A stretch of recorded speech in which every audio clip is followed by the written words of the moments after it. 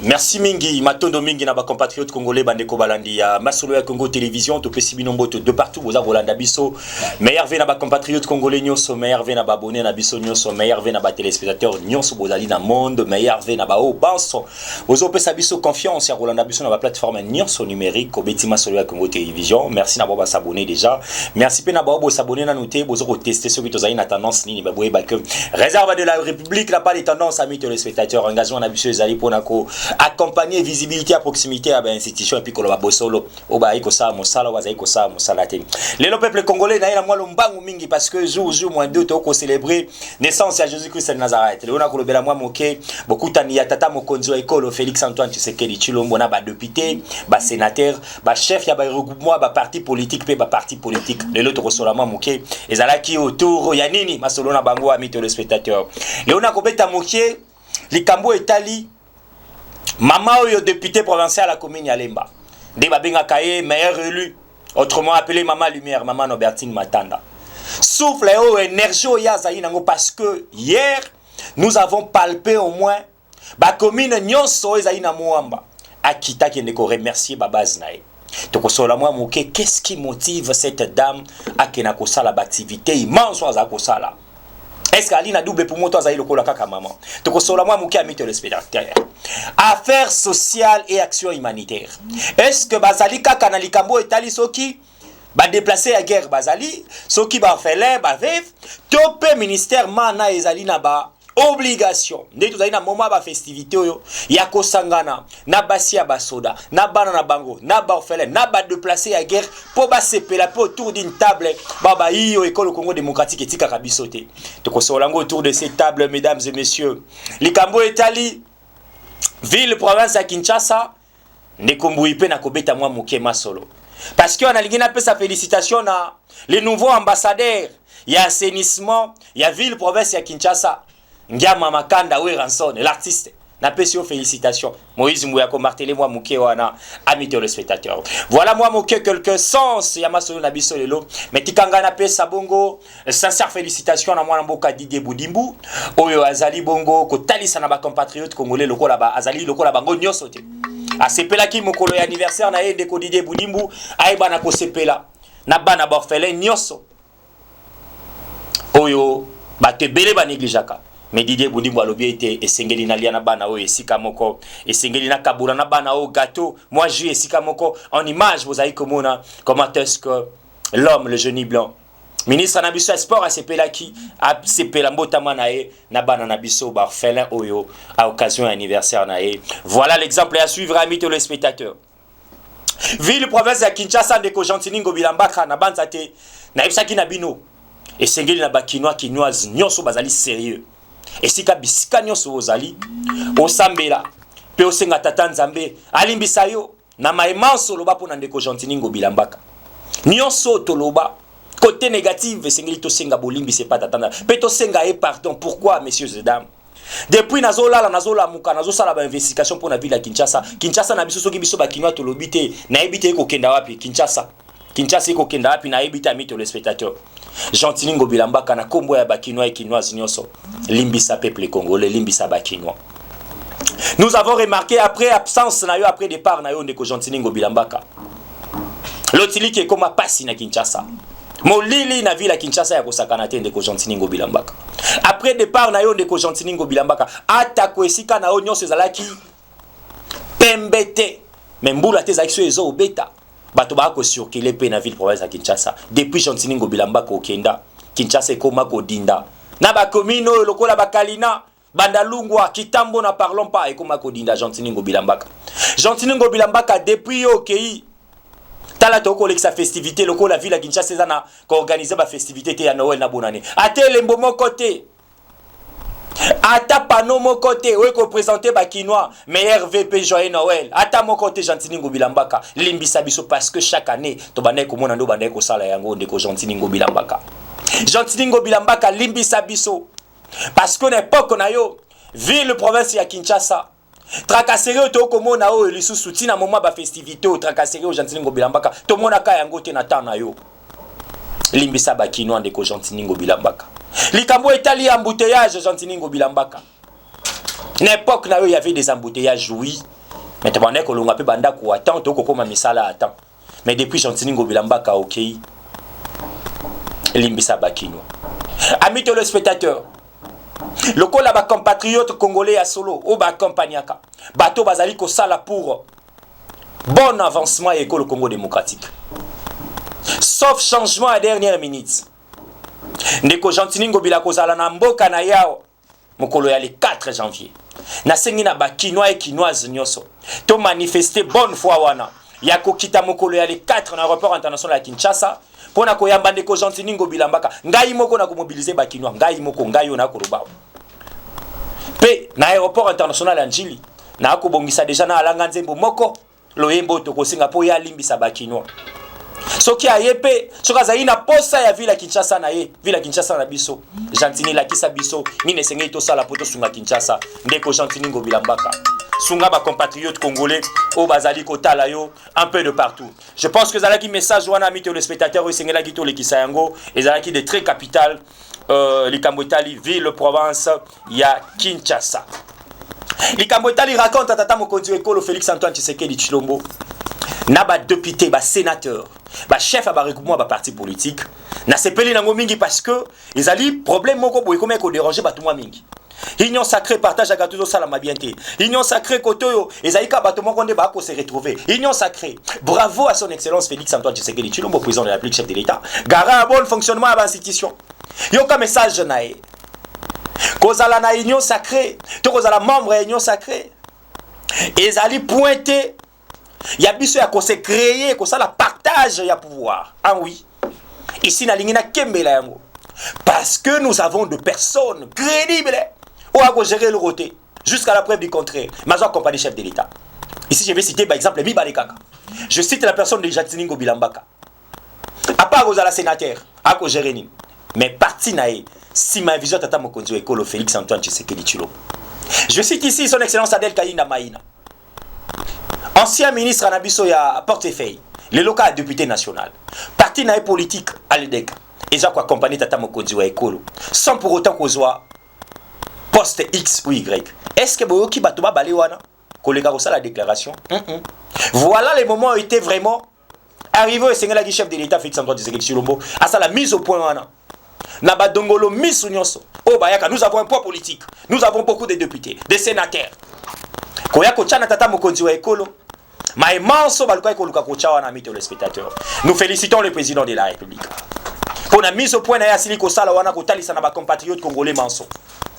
Et bravo naba responsable de ba parti politique. Mana bazala qui na occasion ya mise au point échange Tata Mokonzi wa Ekolo. Nini sala kaete mama oyo maire élu ya commune ya Lemba azala à tout moment. Week-end de l'égalité à activité de Maman Nobertine Matanda, autrement appelé Maman Lumière. Simba Eloko Aliboso, parce que cette dame, l'Ikambo est allée action humanitaire, à Banda Yango Utakala, avant à la députée. Parce que Maman Oyo, Azaïna bonne foi d'abord, Azaïna Otobingaka, l'amour du prochain, Watia Kabiso na Ecclesia, Nobertine Matanda Alina. Parce que Maman Oyo a une mission ABC, il y a mon salaire, il y a député. Député Sengela qui ne consulter ma base nae. Député Sengela zala na ba base solide nae. Parce que au moment de la campagne électorale, au moment où on a député, Kanya Keta na molate. Bo kanenge ba tusu ba yoka o ayiba ki machine, o tricherie. Nobertine Matanda soka kitaka. Et ça avec de moyens de bord. Ce que tali moi moké azwa kana APK. Moi moké o ba contribution ba sa na fondation de bo mona ka kitaka sur terrain. Pour na ko solo la ko échanger na ba base nae. Bravo à Nobertine Matanda parce que hier ils allaient qui randonnée. Tournée ya ba commune nyonso ya Muamba. Boko yoka ba déclaration na moi moké na goti kabino boyoka. Et puis on va se retrouver juste après pour na ko clôturer maloba oyo ya maman Nobertine Matanda. C'est parti. On a fallu les tout puissants. Amen. Na bolingo na yende asali bisongo luto kutana lelo. C'est une grâce imméritée mais accordée gratuitement par Jésus. Amen. Parce que nous avons de la valeur auprès de cet état-là. Merci au pasteur. Merci parce que Bazaki va héros dans l'ombre. Le sabo na bango, accompagnement na bango, et ça là qui est reconfère vérité ma na ya bandimi na bandeko mususu pour accepter ngai ba élire ngai. Lelo na komi député Alemba, grâce à vous.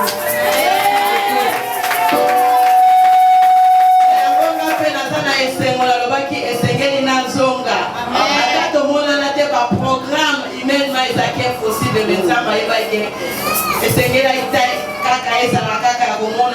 à distance rassurer que je vais vous accompagner pendant ces 5 ans.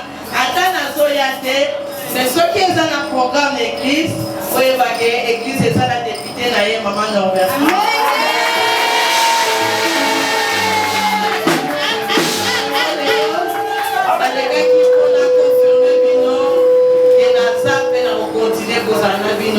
La signe de reconnaissance à 11 ans, grâce à vous, c'est un bon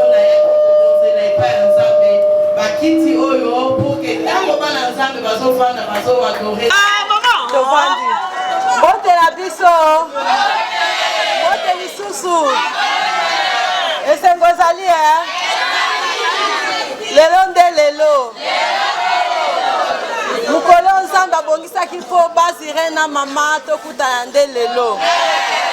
Papa pasteur, merci.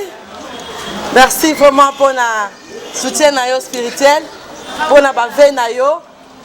Nayebi ke nzambe aza sima maloba ya basali na ye. Na bino moko pe loboko ya nzambe ezala na bino elongola bino na 2024 ekatisa bino na 2025. Eba na kokausa pinzoli pe eba na korepondre na batante na bino. Santé na bino ezala malamu na 2025 pour que bozala na makasi ya kosala musala. Naza na esengo lelo parce que ba programme elekaki ebele. Mais na bossa na kibino te. Na bando yebisa toujours Irène na koya. Lende yo tokuta isusu boye nzamba osala ngolu le 8 mars to fêter isu na bino.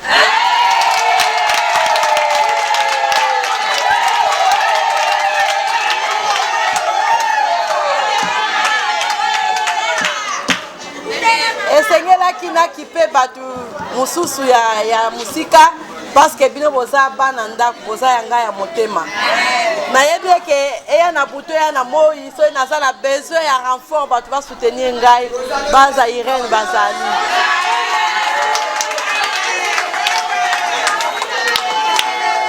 Baza Irène ata bayoko landanga batu bakangami baboya kaka ngate bayaka kaka.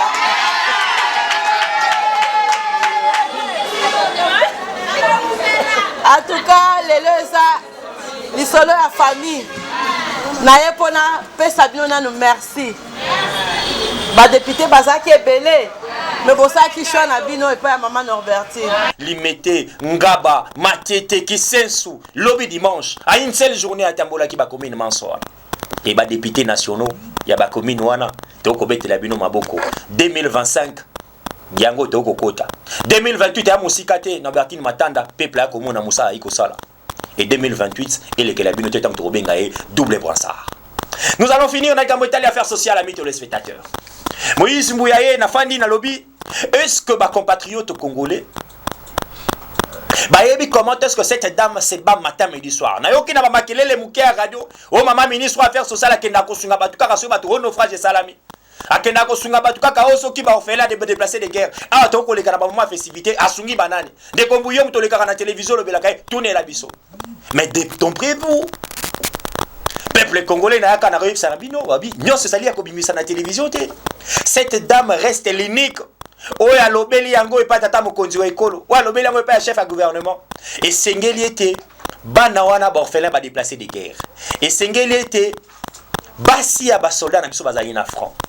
Mama sepelana bango na Noël on a bonane ezali na ye kaka ye mokote o esengela bimisa na mosolo na e sengeli accompagnement pe ya gouvernement. Bravo Aziza Nathalie Munana pour na initiative oyo ya ko fêter ya ko sepela na bana oyo ba orphelin de placer de guerre bana oyo batikala na ba souvenir ya mabe. Mais maman lobité sengeli na lia na bango ensemble na kola kisabino en image comment cette dame mosika ya famille na écoute biologique akosepela aliana la res publica. Et yong tabongo lingo tambouise le bakazali ministre ya kokenda kosungara bibembe détrompez-vous.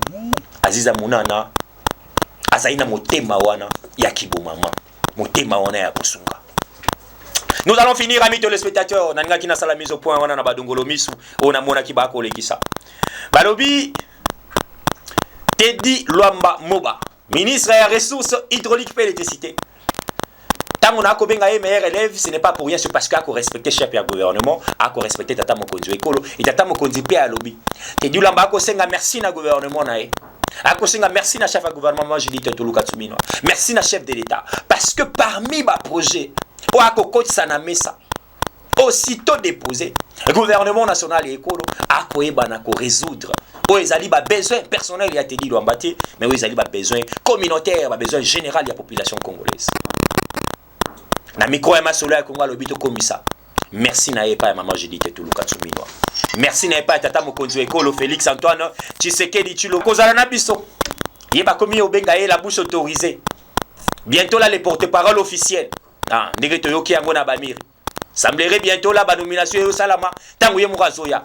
Est-ce que c'est vrai ndeko Gentiningo Bilambaka ko ya mukolo ya les 4 toté. Tokozala na ye mwana mboka maître Gauthier Sopambwa kozala na biso tout à l'heure je pense. O tokosoane masolo ya CP masolo ya Res Publica. Merci na ba compatriotes congolais nyoso. Merci na bandeko nyonso bazali pe okabola douleur na ndeko Moïse Mbouyi parce que boyebi été liwa pe frappaki na libota na biso et programme est déjà connu na la plateforme nyonso bozo monango vendredi au tozala na première na salle Atlantis ici quoi puis de ko sala veille actuel wana et puis mokolo ya samedi to na nécropole de point rotika maman na biso maman tsunami maman social en tout cas condoléances na libota mobimba condoléances na baninga nyonso condoléances na famille Mbouyi condoléances na CFMC mobimba o to bengi ba maman combattante et ya CFMC ba maman elle mettait 17e rue ba maman Olangi Osho na epsi na bino bosima makasi courage ba maman social nyonso ya commune alimité parce que bobongisi maman présidente na bino courage bosima na makasi social ekufate organisez-vous bien le bina été délégation mobimba CFMC ya maman Olangi Osho ezalaki na bino pona ko organiser avec la famille le lengekani to kunda maman na biso avec honneur mon quoi ko mérité parce que azalaki n'importe qui ce qui ata maman to papa azalaki pe en vie on a lobby je cite maman Olangi ou papa Joseph Olangi bonga bomona yango comment est-ce qu'on a kozala honoré mais je pense que papa allait à kozala bana nyonso ya maman Olangi Osho ba ebaki maman présidente Tsunami ba kozala wana boko mona en image comment est-ce que masolo kozala retransmission en direct wana pona bandeko tout pe bazali libanda ya Ekolo Congo démocratique. Abonnez-vous massivement, likez, partagez. Nous allons continuer pour ça la Mikolo. Prochainement avec Maître Gauthier Sopambou. Au revoir. Pourquoi je soutiens Tshisekedi? Il ne faut pas me poser cette question pour la répondre au thé. Il faut soutenir Moïse Katumbi, pas soutenir. Très bien. Il faut savoir Congolais que tant que tu as ici, on a 287 millions de dollars, il y a peuple congolais. Au Salaki n'a pas nini parce que Bukangalo nous a alité. Non. Nous ne pouvons pas attendre ces années-là pour que Bokobi n'a fait un mandat pour une constitution. Donc, il y a un vrai pasteur à Congo, il y a Fachi. Berger, il y a Nganga, il y a avant Léopold Betama, tu vois qu'il y a Luka, il y a Nganga. Parce qu'il a le pouvoir ancestral reconnu par la Constitution. Échec Yandeko Bumba na ville à Kinshasa, ezali échec ya IDPS.